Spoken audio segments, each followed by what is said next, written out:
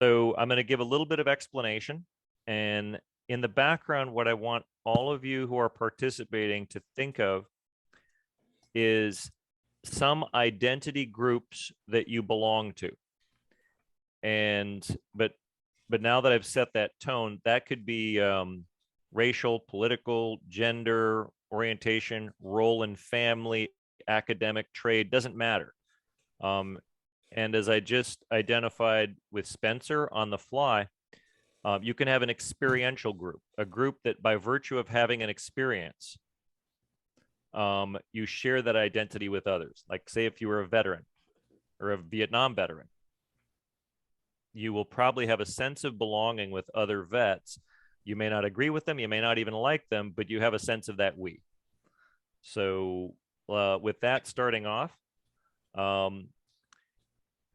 my request of all of you is to, as I'm describing stuff, treat these as imagination exploration opportunities. So actively think about what I'm saying and imagine this for yourself. And Kent, all right, Kent. Hey, Kent, go ahead and roll yourself in. I'm giving the intro right now. Good to see you, brother. And when I say brother, for those of you who are not in Mankind Project, that's a common introduction. So this is a summit on belonging. And my opening premise is that in order to create a belonging group, you have to create simultaneously a group of exclusion. It's not a bad thing. It's just the only way we can create a group identity. So the first term around belonging that comes up is identity. When I invoke a personal identity, as a man, as a heterosexual, as white, as a father, whatever that identity is, once I've brought that into my awareness, I also simultaneously am creating a we space inside myself. So that's my first premise, is I cannot think of an identity which exists as an identity that isn't part of some group. If I'm disabled, if I'm a woman, if I'm a mother, but these identities come and go as we bring them to consciousness. So basic premise, and that's why I like to go to the simple. Belonging creates the in and out group. Identity is what creates the definition of the we group. And then the next is internally, I'm always reassessing my experience of that identity. My experience as a mother, as an engineer, as whatever I'm experiencing, my version of that. And the group is also doing the same thing. A group is always struggling, reevaluating, kicking some members out, bringing other members in as it redefines itself. So at one level, this is an ongoing sense of conflict. At another level, it's an ongoing process of creation. So as you keep thinking of the identities in the background that I'm asking you to explore, and we've got enough people, we're going to have to be fairly brief. Try to think of like 4 or 5 identities that you can draw on those topics that I mentioned. It might be gender, political affiliation, an experiential group that you've been in. So some experience you had which is sufficiently intense that you sense that group would welcome you as one of. Family, affiliation, nationality, race, orientation, it doesn't matter, but just, I'm going to give us a 30-second pause and just write them down for yourself. Mike. When Mike comes on, I'll give him a quick reorientation. Okay.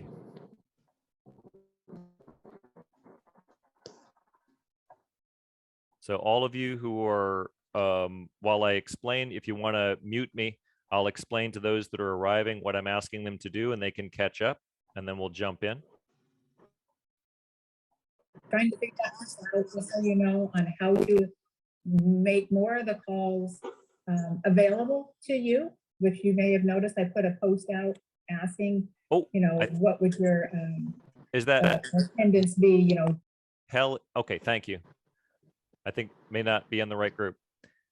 So Mike, Sam, Dennis, a quick introduction. What I'm asking everyone to do right in this moment is identify 3 or 4 groups of belonging that you're in.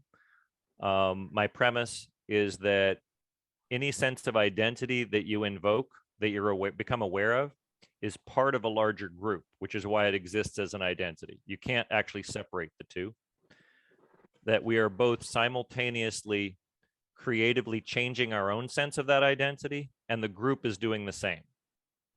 So we have internal conflicts around our identities as we try to fit into the group, which is why we sometimes have to leave a group, because we realize our identity is no longer in alignment with that group.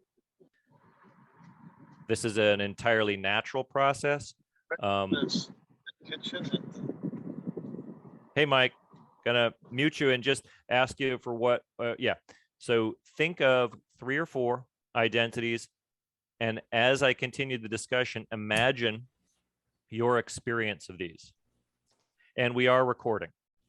A reminder from, so I'm gonna put that in the chat window so I can see that.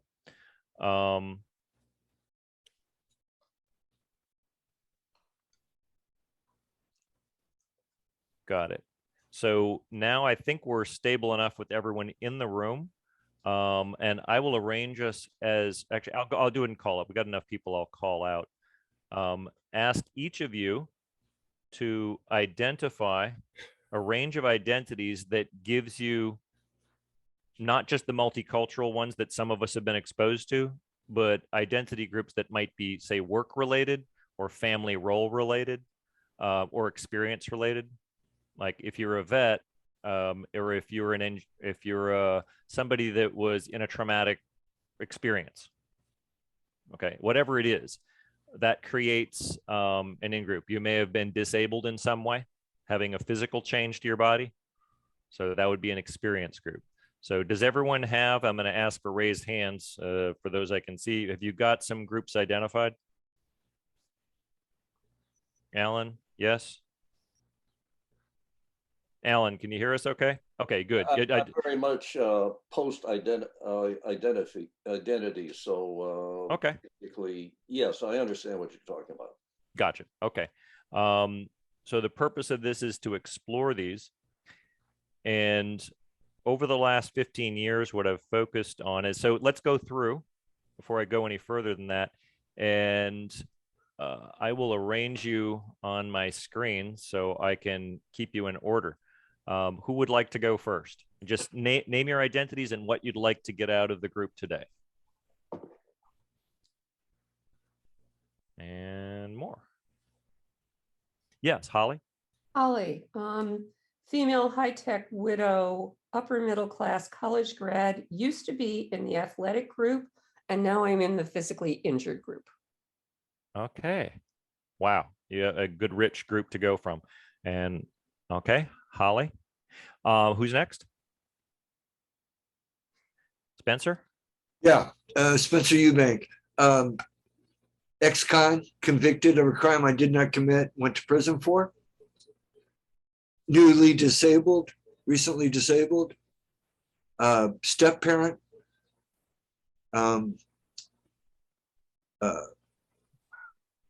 Father-in-law to a gay man, a black man, and an illegal alien. Wow, great. Appearing white, but of mixed blood, including Cherokee Choctaw. That's a nice mix. Yeah, thank you. So that last one, in a sense, is both intersectional and multi. Yeah. Yep. Thank you for that. That's a rich group there. And Holly and Spencer, quick, if there's one thing you wanted to get out of today, what might it be? understanding more about how to include people. Thank you. I'll definitely cover that. Yeah, to bring into my conscious awareness stuff that I've absorbed, and it may be subconscious. Excellent. Thank you. Who'd like to go next? I'll go, Stephen. Can you hear me okay? I can hear you great. Stephen, I'm Stephen the Builder, so that's one identity.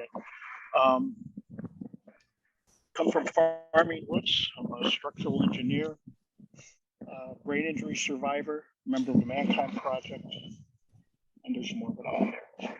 What I want to get, I think, it's a connection, and I'm already feeling more about belonging. So how I belong.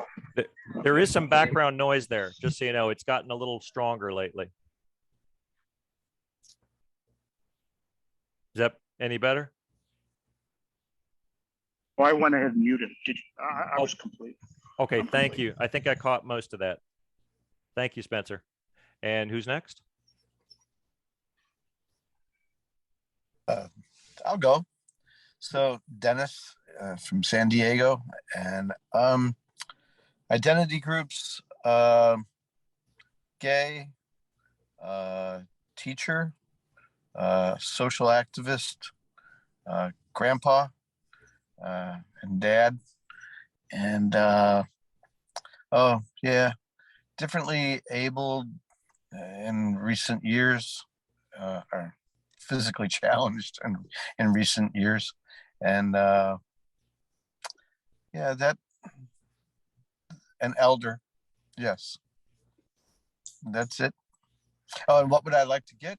I'd like to work toward calling in folks who are different than myself versus calling out, because I think I got the calling out part down, but the calling in part is a learning edge for me. We will definitely be covering that in a few simple tools. Thank you. And who would like to go next?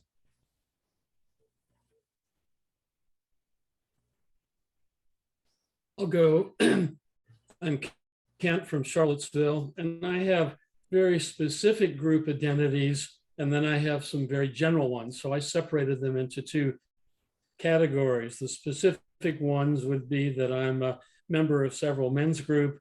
I'm a path worker, which you won't understand. I'm a member of a board of directors, and I'm an occupational medicine physician. I'm a veteran. And then the general ones are, I'm an elder, but I'm learning what that means. I'm a privileged white male, and I'm embarrassed to know what that means, and I'm a husband and a father. So some are very specific and some are wider categories. I think what I'd like to get out of this opening session is a better understanding of the word belonging, which I've never thought much about. So I'd like to get to know what I actually do know, and more importantly, what I don't know, or that I didn't know that I didn't know. Got it. I believe you'll get that. Yes. All right. Who's next? I'll go next. You got it, John. Yes, I'm human, male, Caucasian, Democrat, member of the Mankind Project. And today I am also a member of the non-video group. Beautiful. Singular, but powerful.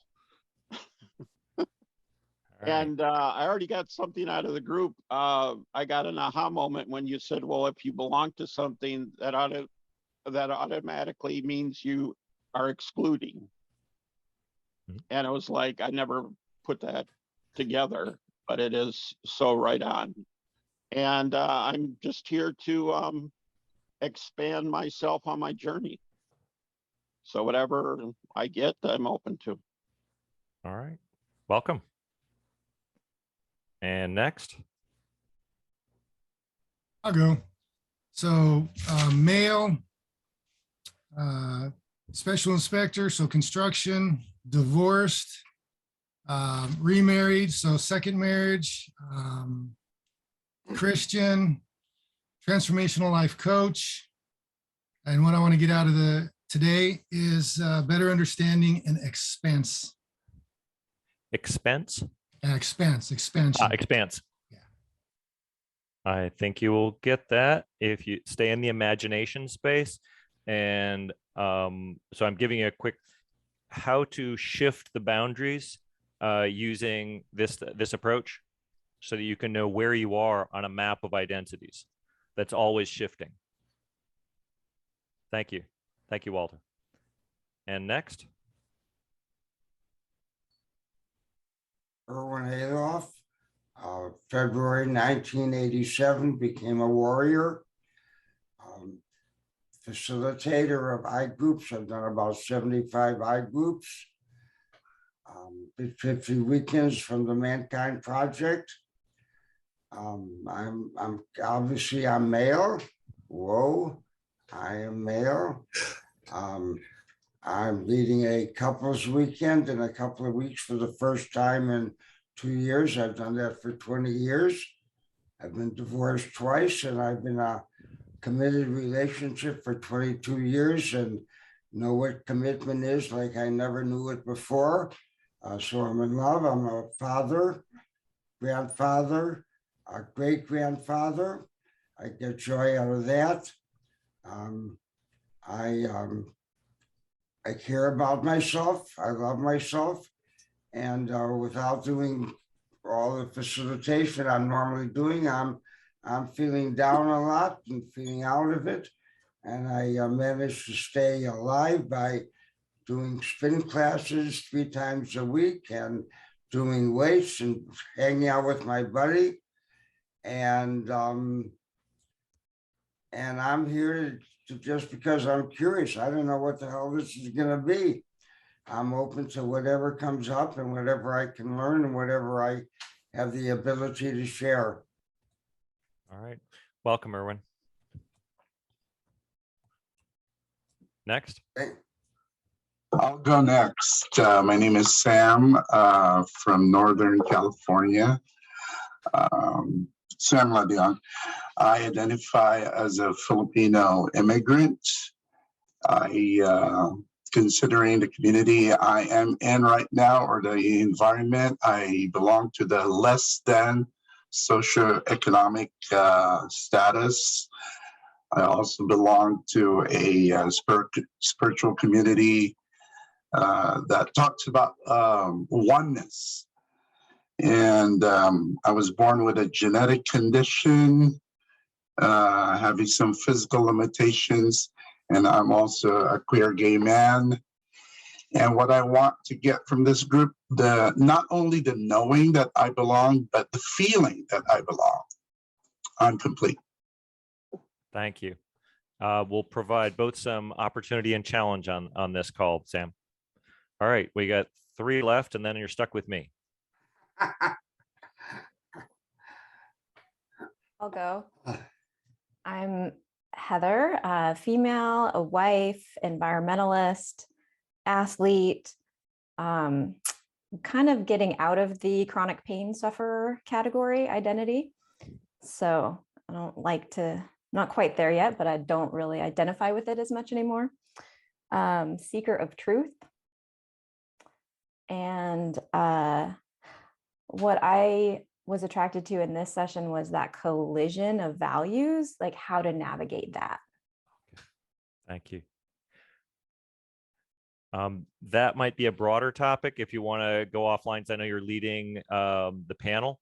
If you want to talk offline, it's a little bit more involved than what I'll be doing here. Got it. And Christopher or Alan, which of you wants to arm wrestle for the next one? I can go next. All right. Yeah, I've been handling a few of the logistics in the background, so I haven't had a chance to really sit down. But one identity that really stands out to me is being an adult third culture kid, which you and I have in common, Paul. So for those who don't know, that's someone who spends a significant amount of their childhood outside of their passport country. I'm a man, I'm white, and I'm involved in initiatory work, including the Mankind Project, and that definitely is a belonging structure. All right, excellent. Alan, you want to go for it, or you want to? This is Okay. kind of tough. As far as identity is concerned, well, my only true sense of belonging is with my, let's see, 8 kids now, natural and acquired over the years, and they've been a tremendous resource and support. As you know, Paul, I've gone through some tragedies with putting some wives in the ground, and now I'm married to this amazing woman, Carol, who, by the way, you know, she bowed out of joining this group because she's still trying to retire, and she's got so many meetings coming up and dealing with her mother, who was placed in the hospital, and so at any rate, you can either use as an excuse or just say that she hates you now and no longer wants to be your mommy. I no longer belong in the family. Thanks a lot. You choose. Let's see, as far as identity is concerned, I've got a lot that are past identities. When I worked for Delta Airlines, it was the Delta family. It was a wonderful feeling, you know, all working together. And I've been in a men's group and a gender communication group way in the distant past, and that was really great. I've been a long-term Unitarian Universalist, and especially I helped build up the Unitarian Fellowship in Port Townsend on the Olympic Peninsula. And now here I am with Carol on Whidbey Island, a ferry ride across, and I'm working to. So I've pretty well cut ties with the Wooden Boat Foundation and the film festival and stuff like that over there, and she's a Christian, and I go with her to the Trinity Lutheran. Hey, Alan, I'm gonna shorten you and get you to because I've only got a certain amount of time. The last thing was something you want to get out, and I think you've already identified it, but do you want to state that? Well, yeah, I'm getting into back into the Christianity syndrome without delving too deeply into it. And when I'm in the forest, occasionally I look around at the enormous trees here and I say, I'm home. Thank so you. That pretty well will do it. Thank you. And you've actually modeled something. I'm going to give a quick intro. Conflict resolution, focused person. I've been a gardener, engineer, Mankind Project, white, male, heterosexual, married second time.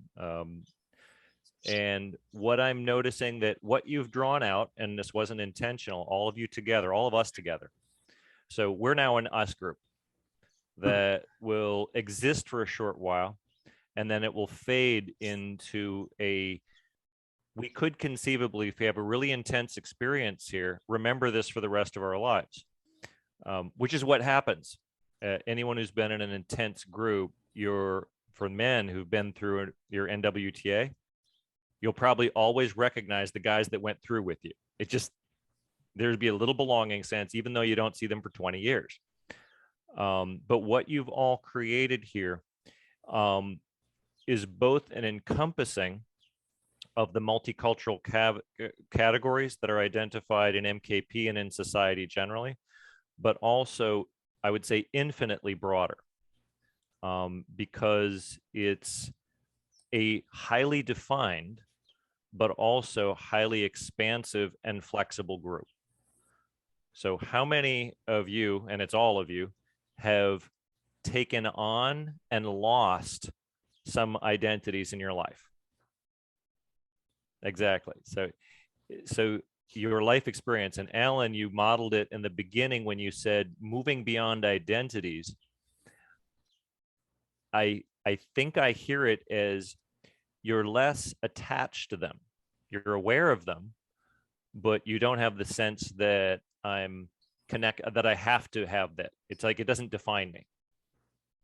That identities come and go. Does that fit well enough, Alan? Yeah, basically, as you know, I've traveled all over the world, and I thoroughly enjoy engaging with different cultures. And fortunately or unfortunately, it's an in and out experience, and it's a real turn on to learn more from other people. But I'm gonna hold you there. That's it. Yeah, thank you. Because you modeled exactly what I wanted to say. So experientially, you've all described at a group sharing level a list of identities, which is, I'd say, about 50 to 100 identified in this group alone. In my experience of doing conflict work, identities arise in a rigid form, usually when they're transgressed. So pick one of your identities. I'm going to ask each of you to internally go into an imagination experience. You can pick any one or all of your identities and see which calls to you. And think of a moment in which you were either confronting an individual or you were in a group and somebody who is not a legitimate member of that group tried to define you. They tried to restrict your right to speak into that identity, or they tried to tell you to speak into that identity when you didn't want to.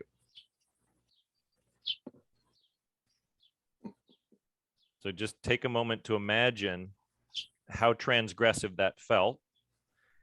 And I've asked hundreds of people this question, is in that moment, what I hear reported is your sense of identity becomes forceful, rigid, angry, fearful, possibly ashamed, but the boundaries of the identity become extremely hard and firm because you're dealing with somebody who is trying to interpret you from outside your group. So in the last few days, I've had 3 quick experiences, and I'm just going to give mine because I don't think we have time to share all of ours. So I want you each to have the imagination experience. So yesterday, I'm the guy who I have an engineering background. I fix machines. And I'm told, hey, come take a look at the refrigerator. It's making noise. And I hear that my wife, who has no background with machines and is terrible with them and knows it and says it, and some of the staff who also aren't mechanically inclined said, in order to stop the sound, I just jammed a stick into the fan blades to jam it up against the side so that it would stop making noise. And now I solved the problem. There's no noise.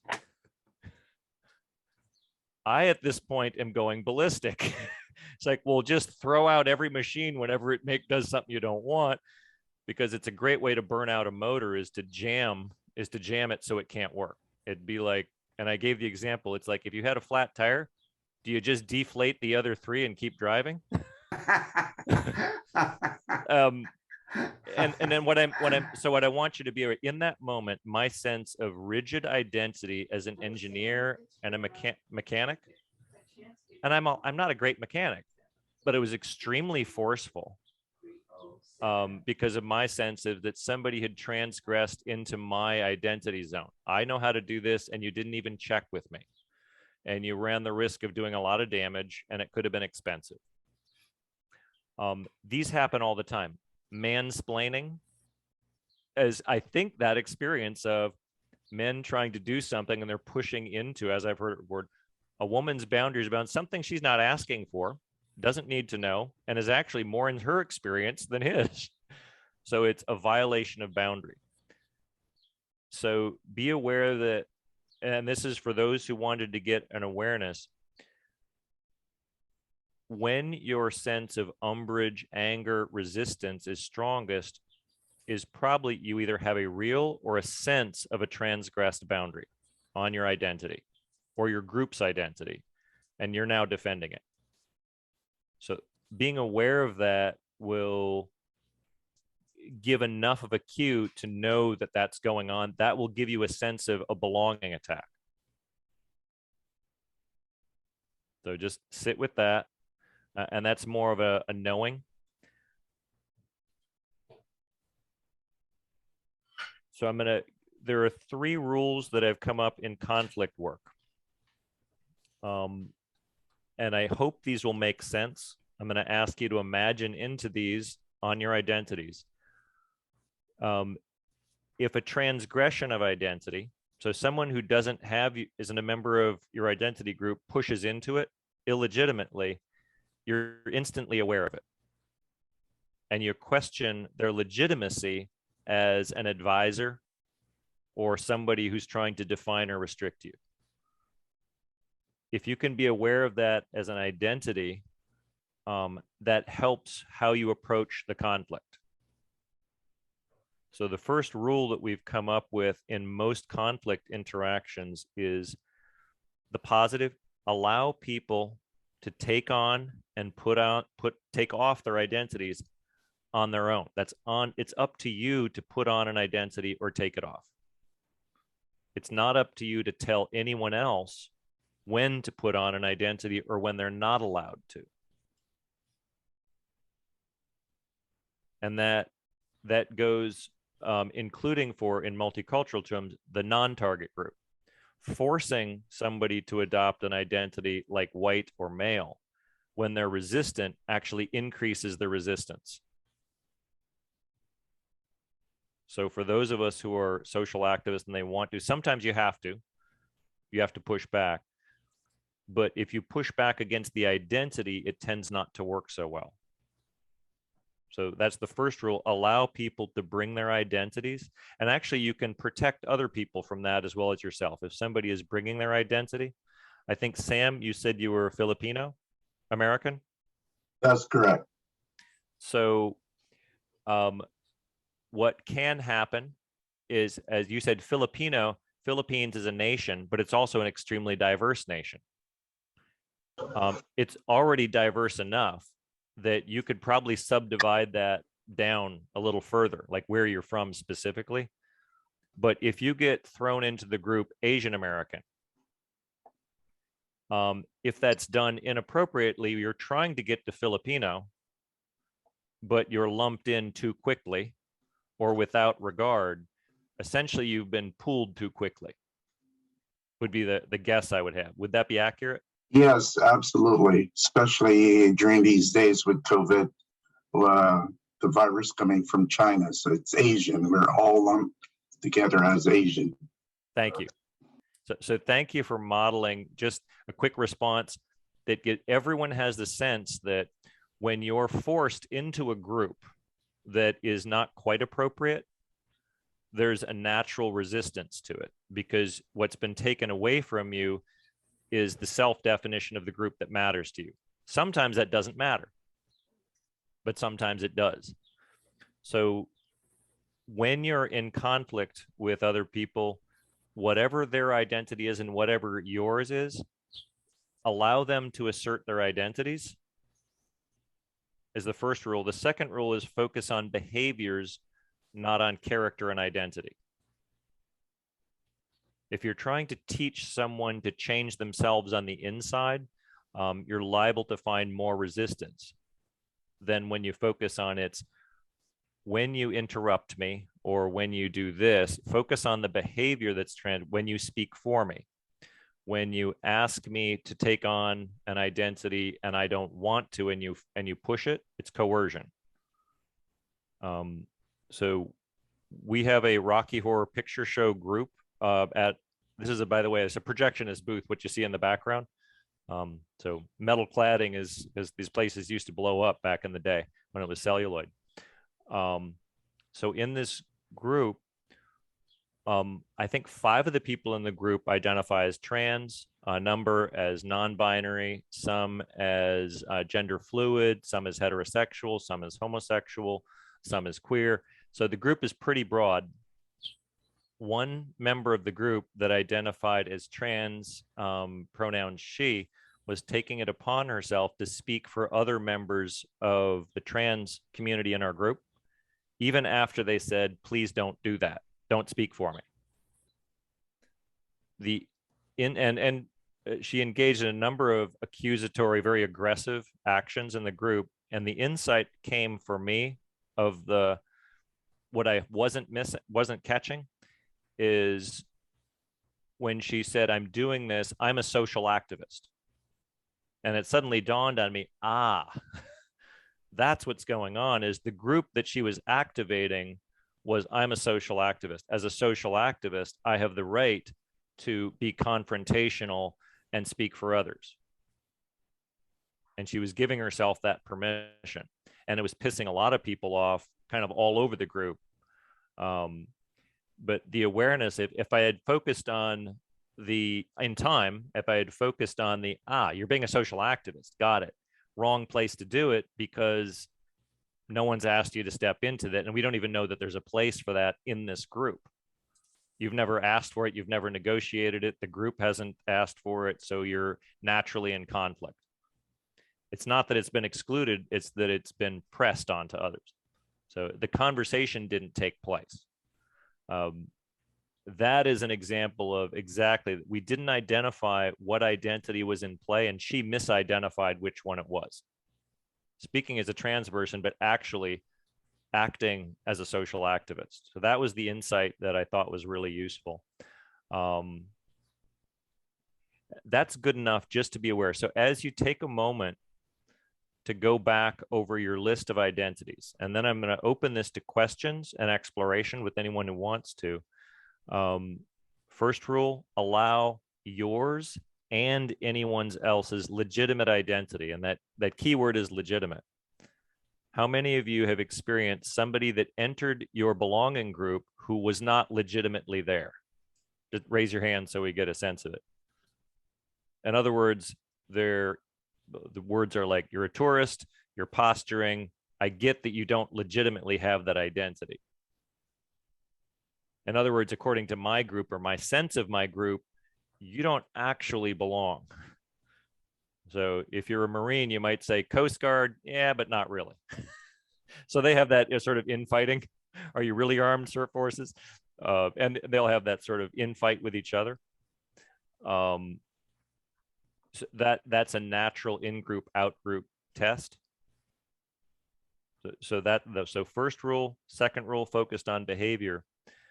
And the third rule that we apply, which brings us to where the purpose of this session is I'm an Enneagram 1 reformer. So serenity prayer is my touchstone. The basis for it is courage, serenity, and wisdom. Oftentimes people using that prayer they shrink it to the serenity part. In other words, surrender. But that's inappropriate.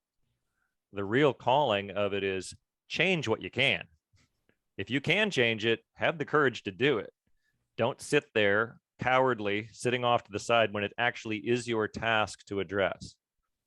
But if you can't change it, have the serenity to let it go. And my premise is that when we're working through belonging, what we're actually working on is that third part of the prayer, is wisdom. We don't know which of our own identities has been triggered or which of somebody else's identities. And if it's a large group, it matters a lot. So we've got 100 identities in this group at least. And that's just the ones that have been named.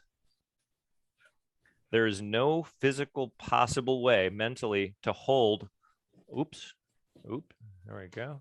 My battery is powering down. If it, hopefully this will work.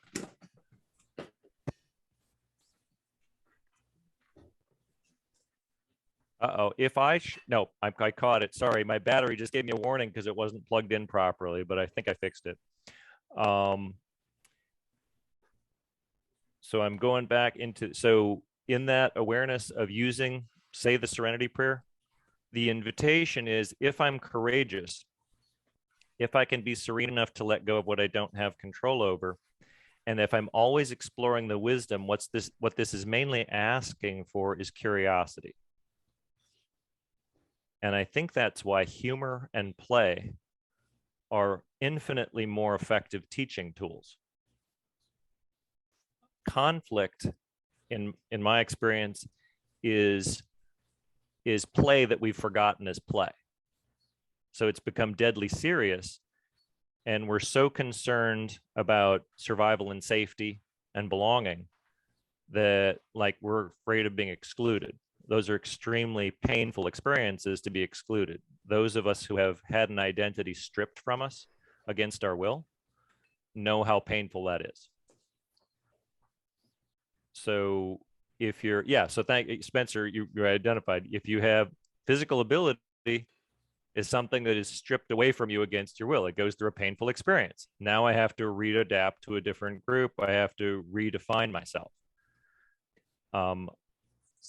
My premise is this approach to identity is more flexible than it both includes the multicultural model, which is based on oppressed and non-oppressed groups, but it transcends it into a relational model. So if I insist that people have to speak to their legitimate identities and experience, and I restrict the allowance of people to exceed their experience, you have the benefit of, not sure what that was. You have the benefit of now moving into a curiosity, a play, humor, so that what I'm doing when somebody has an identity that's not mine, the proper stance is, tell me more about it. I don't understand.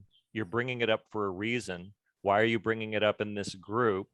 Why does this matter? How do I help you? The whole dynamics of the conversation shift into, how do we include you? Can we include you? What are you bringing? And that's what a negotiation is. It looks like a negotiation. It sounds like a negotiation. Most of our heroic models in the world are people who figured out, and expats like Christopher and I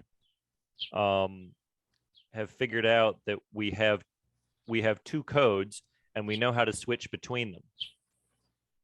And we're used to working in a world where people are operating on just one of the two codes. So if you're American and you're not, we understand what it means to be treated like a foreigner when you're not. And so we have a certain empathy with people that deal with being rejected from a national group for things they have no control over, because we've experienced it. So that is my invitation, is to move into humor. So anyone, I'm going to open it up. We got 15 minutes to anyone that would like to share any insights, and then we can learn from each other for the rest of the session. Yes, Paul. Yes, John. Could you state the third rule again, and then I have a question. The third rule is, I would say, invoke the serenity prayer.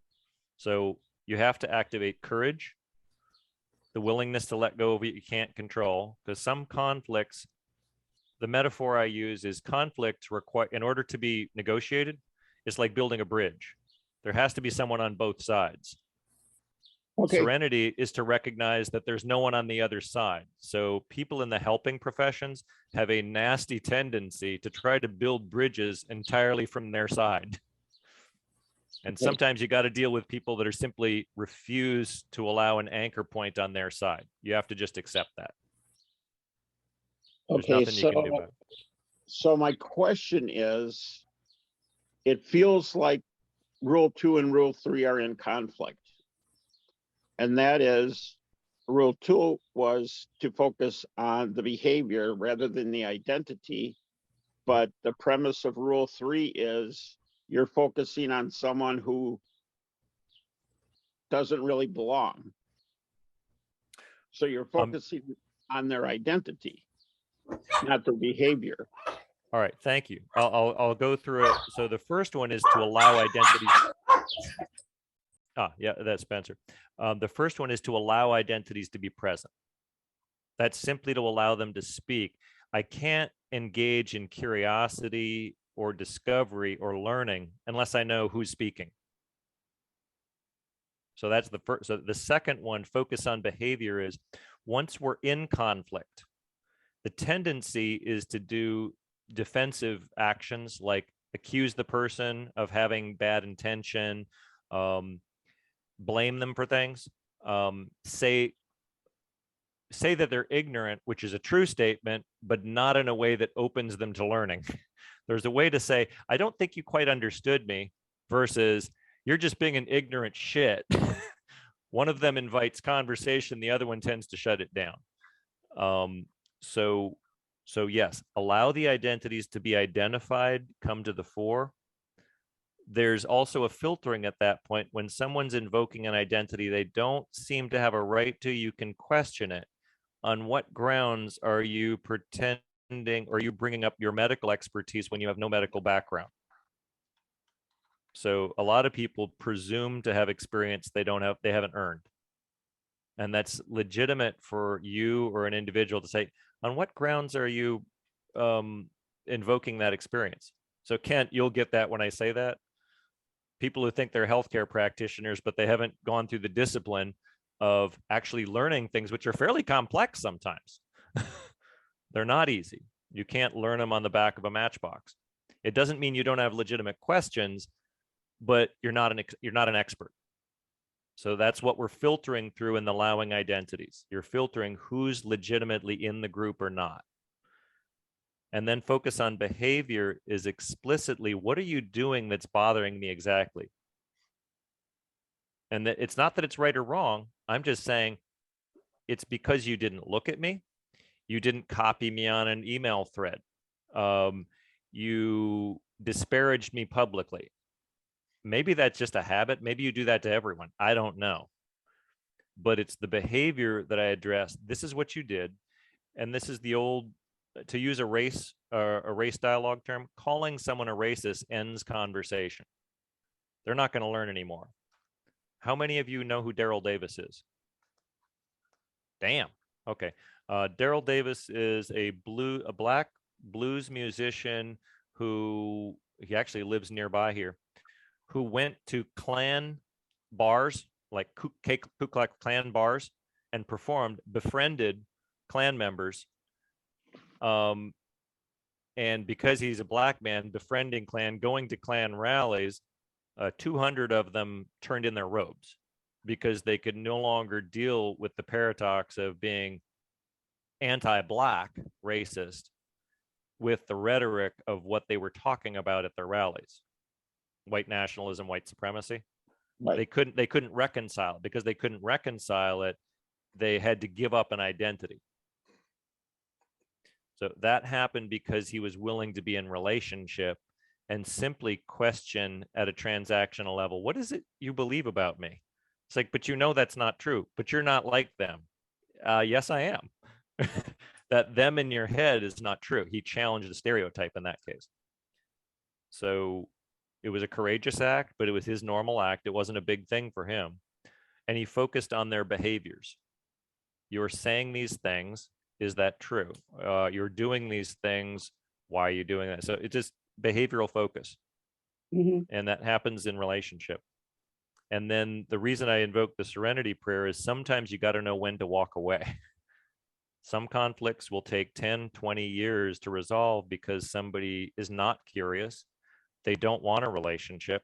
They're trying to do harm. And if you don't have the skills to deal with that, it's important not to put yourself in a position where you're beyond your skill set. And sometimes that means you bring someone in to help you. Sometimes it means you give up. Sometimes it means you wait. I don't know. But that's a serenity response. Have the courage to confront, the serenity to let go when the other person's not trying to be in relationship, and keep learning because that's always going to be changing. All right. Thank you for that. John, did that answer enough of your question? Yeah, and I have a suggestion, not only for you, but for others. Yeah. You said you used it in your conversation that a person, you say to them, you're not hearing me or you're not understanding me. I find what works really well is to say, I'm not making myself clear. So it keeps the onus on me, and they're much more open to hearing me moving forward, because very true.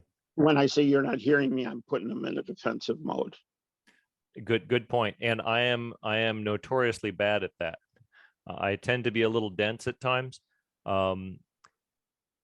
but saying I'm not being clear enough, it'd be more skillful than what I've sometimes done. Thank you. Hey. Anyone else? Question, observation, insight, whatever's coming, or something that gave you an insight around your identity groups and relationship? Spencer. Yeah, so recently watching congressional testimony, so that's one identity group. I watch congressional testimony, right? Yeah. I learned that a man can get pregnant and have an abortion. So now that's a new identity for me. Wow. Okay. And that's an example of humor. Yes. Just in case anybody missed that. Thank you. Thank you for that one.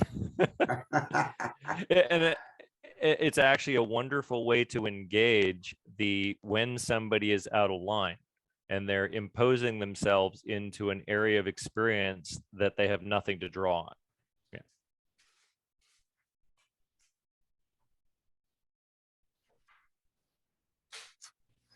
One experience I've had is that because I appear to be white, being called a racist, because I tend to vote the conservative ticket, even though I'm actually more of a libertarian. Therefore, I'm a racist, I'm a sexist, I'm a fascist, I'm homophobic. And I've actually been told that when none of those things resonate with me. So let's break. So do you mind to take a moment to quick break them down? What is being done? Just when you're called a name, and here's so racist, homophobic, fascist. Those are really pretty strong, juicy, hateful terms. Yeah. They are not descriptions of behavior. Right. They're entirely non-specific.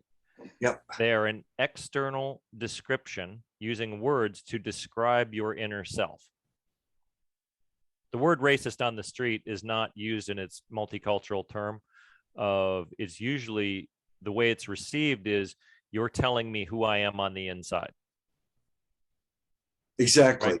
Okay. Exactly. And instead of asking, they're telling. Right. And there is a place for telling, such as, I'll use an example. When you vote for somebody who has said things about my group that when done 50 years ago, usually were prelude to a lynching, I get really scared. It's directly behavioral. It's not even directed at you, but it's saying this person has said things that were identical to what people that said them to my grandparents told me, stay away from these people, they'll hurt you. It's sort of like the Confederate flag. There's a lot of discussion around it, but everyone I've talked to or that wears it knows that some people are scared when they see it. And when I ask, so you're aware of that, how do you deal with that? And if they say, I don't care, I'm going, well, you experience, you know you're scaring some people, and when you say you don't care, it doesn't engage the relationship. How do you deal with the relationship? And it's like, okay, it's not meant to have an answer. It's just meant to say, oh, wait a minute. Huh. Yeah, I haven't dealt with that yet. I don't know. I don't know is a perfectly good response. And it doesn't take anything away, but it's behavioral. That says, I'm not accusing you of anything. I'm just saying there's a consequence to some things and you're aware of it. So, okay, good, go.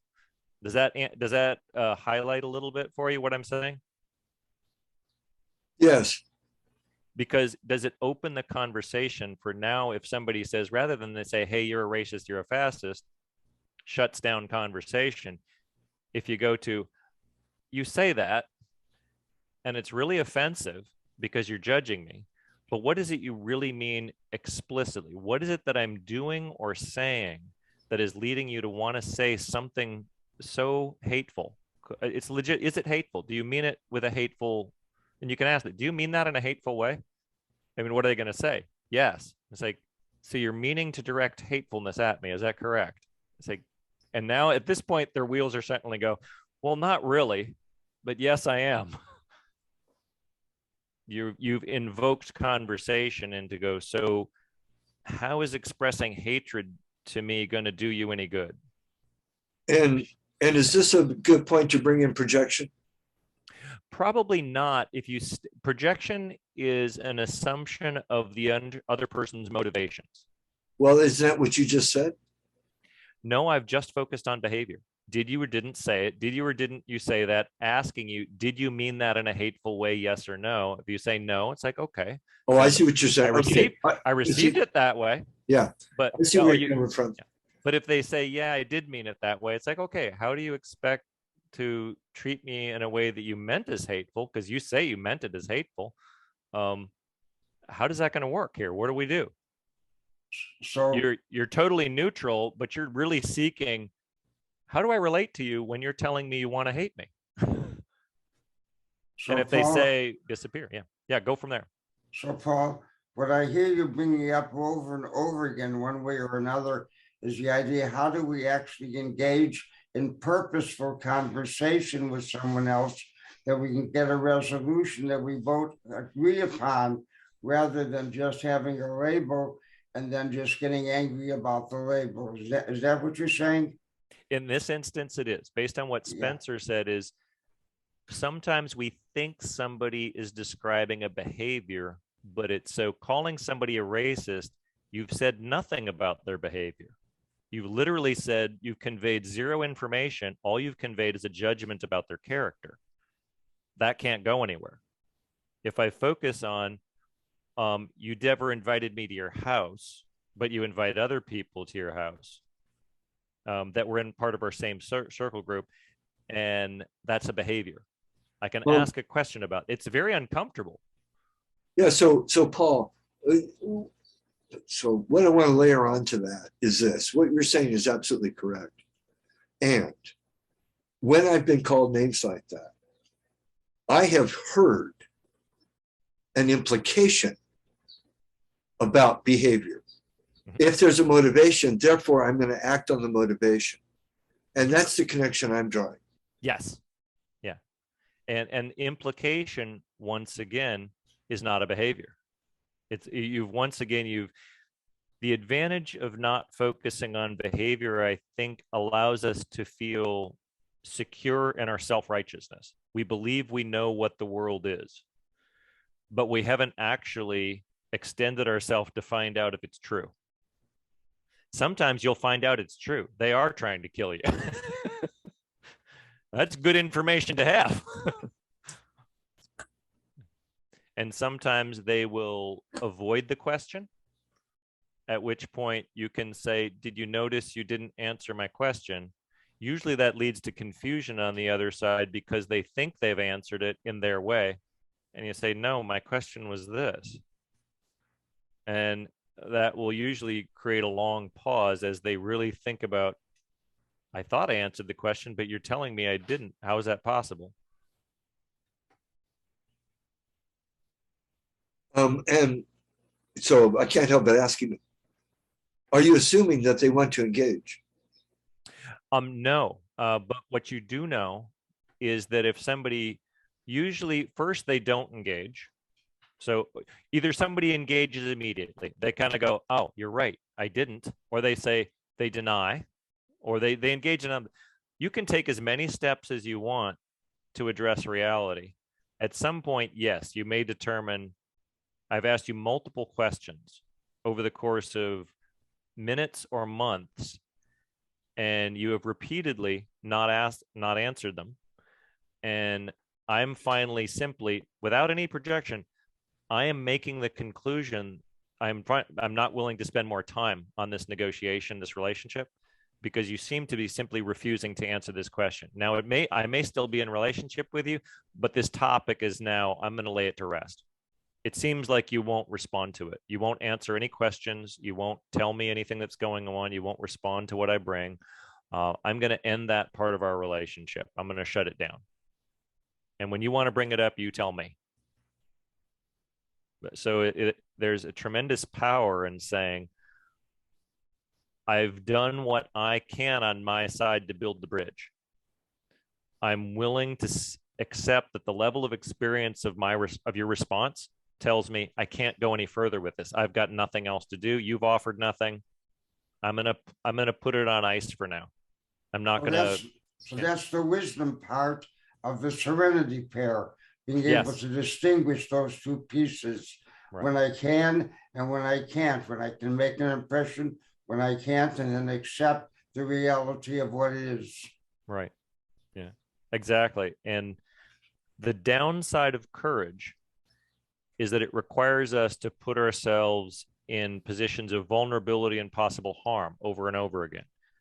There's a limit to what the human psyche can take in that direction. The benefit of serenity, it allows me to be at peace with the world, which is not as draining. I don't have the right to avoid either one of them. That's the point of wisdom. Sometimes I have to fight and I have to push and I have to have the courage to pick up the phone and talk to this person that I think hates me. It's hard. It's really hard. Sometimes I need help. And sometimes I need to accept that they don't want to change and I can let go. So, Christopher, I know we're at time. And what is the ending process for a particular circle? Do we just check out, or is this on me to determine that? Yeah, it's kind of on you to There you determine are. that. Okay. And yeah, there's a half-hour buffer between each session, so if there's a little overflow, that's totally fine. Perfect. In that But case, I will simply leave this into the greatest learning I had from organizational community leadership is the best way to leave a circle is express resentments, regrets, learnings, and appreciations. It's still the best I've heard. So anyone will just go from the top again. I think Holly, you started at Hoss before, so we'll go through the same. Anyone that wants to take a moment to share, and if you want to pass, that's fine too. I'm Holly, Silky Black Panther. I'm checking out with another level of understanding about conflict and belonging, and I'm out. I think it was Spencer. It is. Yeah, hi. Spencer Eubank. Wow. A big aha moment. My default when falsely accused has been to say, you're judging me and you're projecting. And that's a conversation stopper. Yeah, it is. And so an appropriate way to engage is my big aha moment. I'll just put it that way. Thank you. I'm out. Thanks, Spencer. Yeah, Stefan. Yes, it's actually Stephen. I know some people do Stefan, but I do Stephen. Yeah, there was some good learnings around my identity groups and conflict resolution piece. So I really appreciate that. I don't know how to articulate it. I'm checking in or out with joy-to-tude iteration. So some of you might have heard of joy-to-tude, which is joy and cooperate, joy and gratitude. And the Mankind Project added cooperation. So it's joy-to-tude iteration. And I don't know if you can see this, but part of that cooperation is me picking this D out of the sand and letting it clean itself off so it can fly off rather than struggling in the sand. Good to be with you all. I'm out. And Dennis? Yeah, Dennis, checking out, feeling a real peaceful calm right now. And I think that peaceful calm came as I began to realize one of my identity groups that really I get triggered around is being gay in a culture when there are a lot of folks that would like to erase us. And just recognizing focusing on their behaviors. And I know that it's just a reminder. And I know that inside, but it was just that reminder to focus on the behaviors. Was a real peaceful, calming piece for me. And thank you. I'm out. Thank you, Dennis. I want to offer something quick to you. Sometimes I interject, is the erasure. What I've taught myself to hear is, so other people who aren't gay or LGBTQ, what they'd like to do is put us in the closet and take us out when they'd like to. So it's that next level of, wait a second, why am I waiting for somebody else to tell me something? So thank you for the reminder of just that. And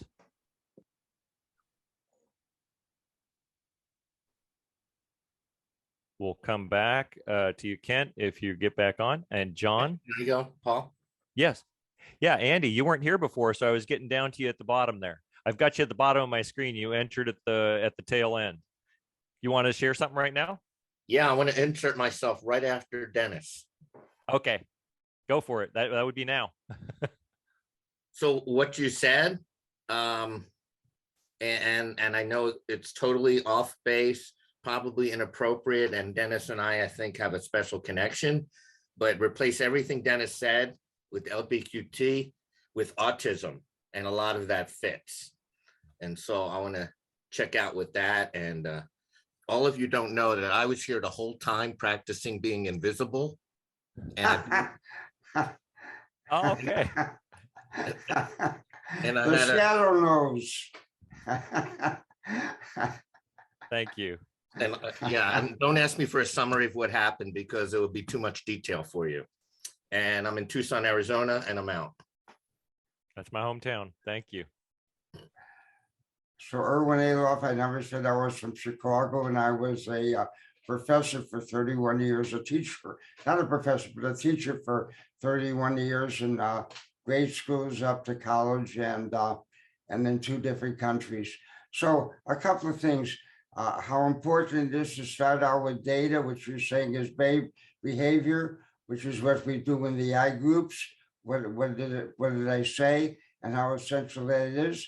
And I got the insight about when I'm doing my couples workshop in a couple of weeks, I have them accept the fact that there are things about the partner they're not going to change, and they have to accept that.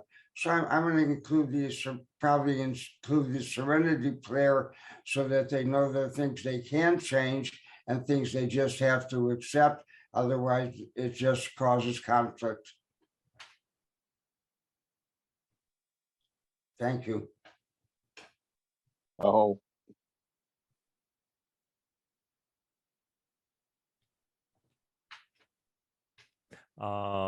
Walter or Kent? I'll go.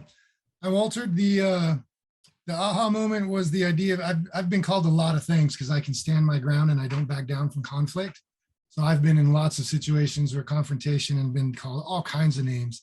And so the idea of addressing the behavior factor instead of just the label was actually very good. So thank you for that. I'm out. All right. And Sam, Heather? Yeah, thank you. I like what you said, Paul, about when strong emotions arise, I can practice being aware that my boundary is being targeted and I may put up a defense. So I like that reminder. It's a good practice and learning tool. And second, awareness for me is knowing the metaphysical of who I am, my identity, which is deeper from layers of conditioning and experiences. Thank you for your time.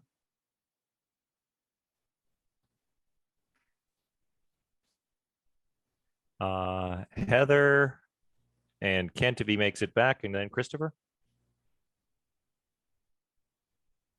For me, I realize that I don't usually think about what parts of somebody's identity is really at play. So for myself and for other people, and your example with the trans person that was like, I'm speaking as a trans person, but actually as a social activist.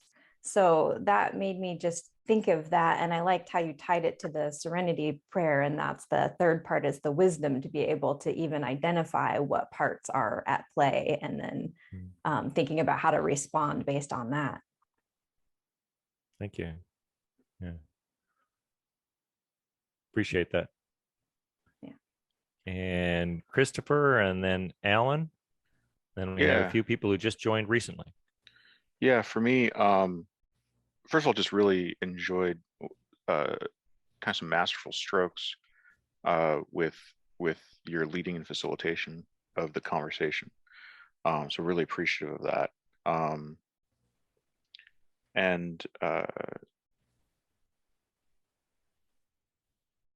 Yeah, the reminder of the humor and the play, and the curiosity, kind of reminds me and underscores for me the safety piece. Yeah, that's really important for me around, like, am I giving myself safety? Am I giving the other person safety? And I think, yeah, a lot of what you're pointing to, right? In being conscious of, what can I do? How can I interact in a way that doesn't cross boundaries? And how can I be aware when my boundaries are being crossed? Really ties over to safety really well. So thank you. Yeah. And if I may add to that, safety being foundational, survival, then safety, then belonging. We did a values stack last time. I just directed people to a website where I do the values stack work, Maslow's hierarchy type approach, in my own form. Is if you don't deal with those more primitive, more simple forms first, then they get dragged up into the fairness, more subtle conversations, and they tend not to work.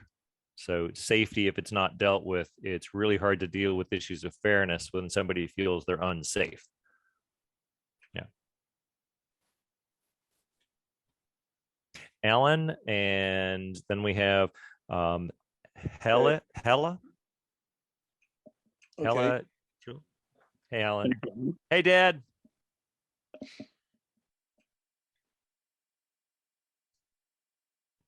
Are good? Alan, did you want to say anything? Yeah, come in, Rangoon.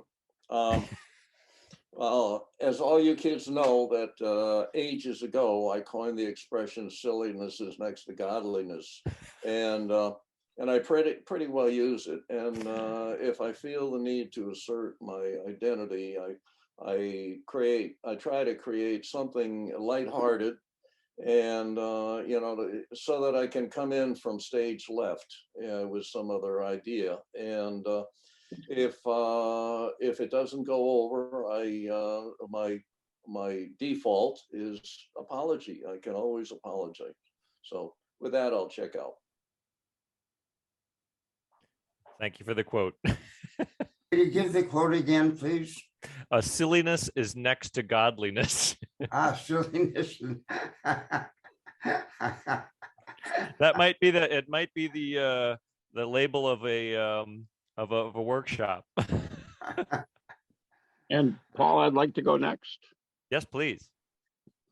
I'll reiterate, the aha moment for me was when we were talking before the workshop started, and that was, well, my premise was, I thought if I was belonging, I was expanding myself. I was getting ever bigger and more expansive. And then you said, but there's an exclusionary part of that.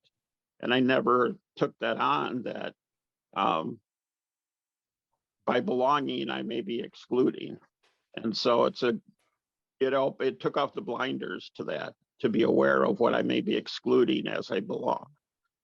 And I would like to share an adage that I came up with, and that is, those that don't have patience become patients.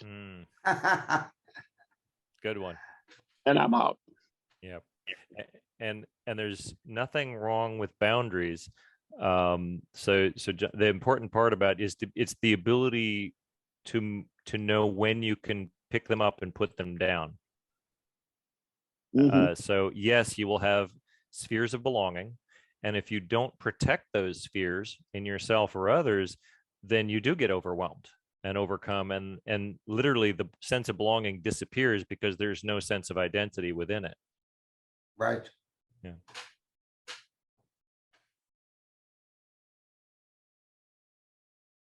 And Hella, Julie Tilney, and Jonathan King, if you want to say anything as we close down, we're in our half-hour buffer between sessions, and people are able to leave whenever they choose to. But thank you for showing up. And I directed, if you want to check out what I do on my website, I haven't updated it for a while, or if anyone wants to call me, you can contact me directly through that and I'll respond and have a longer conversation. Because the thing we didn't move to in this session is that once you do the inner work, most of the work is group level. I have to collaborate with people of different identities in order to help both our groups. So as a representative of, I'll say white people, my relationship with a Black person who's representing Black people with me allows us to have a very productive mutual teaching relationship about how we support each other in the world. How do we support race conversation when it comes up, when the two of us are together? And it takes, and we're just staying on race discussion, it takes race discussion to a whole different level. When two people are engaged consciously in describing the interactions between the groups as they see them. And any of you have witnessed it, it happens all the time. It's a much richer description. We see what doesn't work and we teach each other in front of others. Most learning is a witnessed process in my experience. All right, everybody. Jonathan, now Bob. Thank you, Bob. I was starting to wonder, it's like, okay, Julie, whatever you want, man. Good. Oh, you're muted. Oh, did you want to say something, Bob? You're muted. Sorry, let me see. I think I can do that. Ask to unmute. Oh, I can't unmute you. I heard every word Bob said because I know Bob. Right, Bob? So tell me who Bob is. Good point. We'll get this off on a conflict at the very end. Good job. Andy Heller, you just missed the greatest words ever said, and I'm not going to repeat them. Thanks, Bob. Bob is compassion, care, and understanding. There you go. All right. Kent, did you want to say something at the end here? Sorry, I had to drop out to take a call from a doctor. I found this hour to be really transformational. I came in thinking of belonging as finding the connection between people, what we have in common, the yumminess of getting closer and being more intimate. So that's what I brought to the party. What I am taking away is exclusion, boundaries, transgressions, and the fact that conflict is play that has been forgotten. So I had a totally 180-degree turnaround in terms of my thinking. So thank you very, very much.